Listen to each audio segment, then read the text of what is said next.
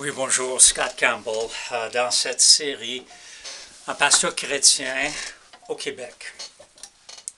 Dans ma dernière vidéo, je parlais de la crucifixion, de Vendredi Saint.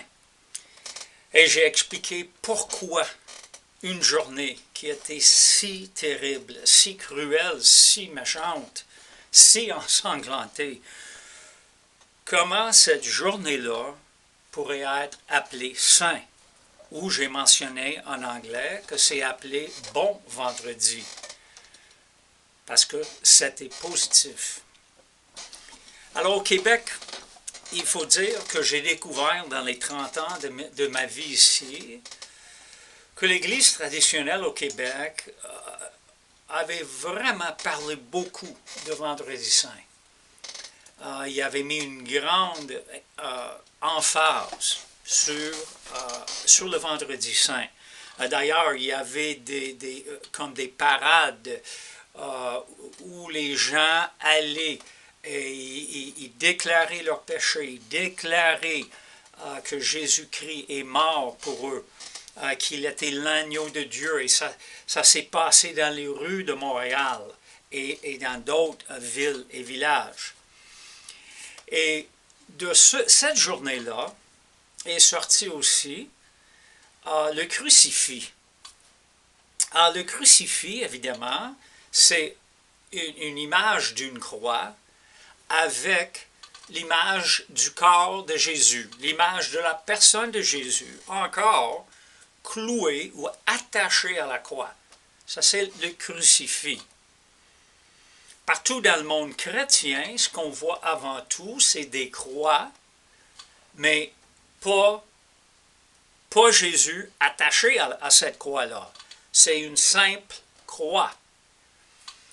Le problème avec le crucifix, c'est une tendance à mettre tellement une emphase sur la mort de Jésus qui est cruciale. En passant, c'est tellement important. D'ailleurs, la mort de Jésus à la croix manifeste le plus parfaitement l'amour que Dieu a pour nous. Le fait que notre Créateur était prêt à venir dans ce monde et vivre comme nous et carrément mourir, souffrir pour nous, pour payer nos dettes, payer nos péchés, c'est la manifestation la plus grande de l'amour de Dieu. Jésus lui-même dit, une personne n'a pas un plus grand amour que de mourir pour ses amis. Mais lorsqu'on laisse Jésus attaché à la croix, et c'est ça ce que le crucifix fait, ça commence à jouer dans notre tête. Ça nous communique, ok, Jésus est victime de cette machine, la machine du gouvernement romain à l'époque, Pilate, qui était un gros méchant. Ça parlait aussi peut-être que Jésus était victime des chefs religieux juifs. Ça parle de Jésus comme une personne qui souffre et souffre et souffre. D'ailleurs, il est encore attaché à la croix. Alors, ce que ça nous communique, c'est comme il souffre encore. Et c'est beau qu'on comprenne que Jésus a souffert, mais de mettre toute cette emphase, de mettre tout l'accent sur le côté souffrant de Jésus. Au lieu de mettre ça sur la résurrection, oui, il a souffert, oui, il est mort, mais il a été descendu de la croix, il a été placé, enterré dans le tombeau, et 3 jours après, il ressuscite. La mort ne peut pas garder Jésus au tombeau. La mort ne peut pas. Il est sans péché. Alors il porte toutes nos fautes, tous nos péchés là, et il les enterre. Et il les laisse enterrer. C'est payé. C'est payé. Alors Dieu la ressuscite.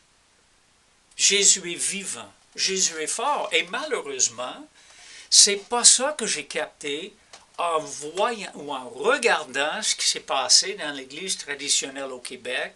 J'ai vu beaucoup d'accent, beaucoup de focus sur Vendredi Saint et très peu sur Pâques. Les deux sont importants, mais il faut avoir Pâques. Jésus est vivant. Il veut influencer nos vies. Il veut entrer dans nos vies par son esprit. Et les gens peuvent dire, oui, mais comment se fait-il une personne qui se ressuscite? C'est impossible. Il n'y a rien d'impossible pour Dieu. Jésus était l'homme-Dieu. Jésus était sans péché. Alors lorsqu'il meurt et il laisse nos péchés au tombeau, tous les péchés du monde qu'il a portés sur lui, il les laisse là. Mais sa vie est parfaite. Alors Dieu la ressuscite. Il lui donne un nouveau corps, un corps immortel. Et la plus grande preuve, d'après moi, que la résurrection est vraie, c'est le changement qu'on voit dans ses disciples. On voit les 12 disciples, on voit les femmes aussi qui étaient des disciples. Plusieurs, où tout le monde l'a abandonné la nuit de son arrestation.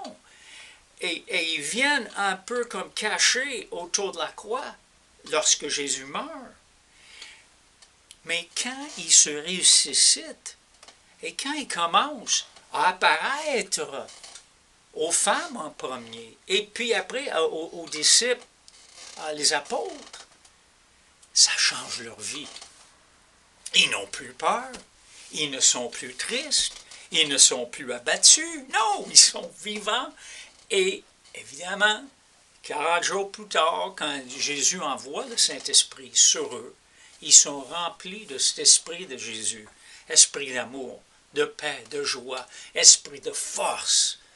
Et ils commencent à prêcher. Ils sont des personnes complètement changées, à cause de la résurrection de Jésus.